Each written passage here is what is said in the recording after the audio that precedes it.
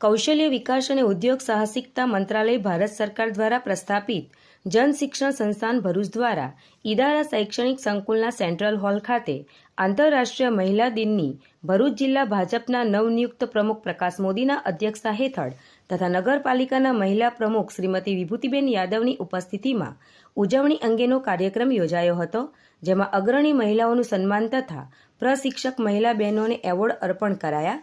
આ પ્રસંગે જિલ્લા પ્રમુખ પ્રકાશભાઈ મોદીએ પોતાના વક્તવ્યમાં જણાવ્યું કે નૌસેના, આર્મી કે સીમા રક્ષક ક્ષેત્રે પણ મહત્વનું યોગદાન આપી રહેલ છે।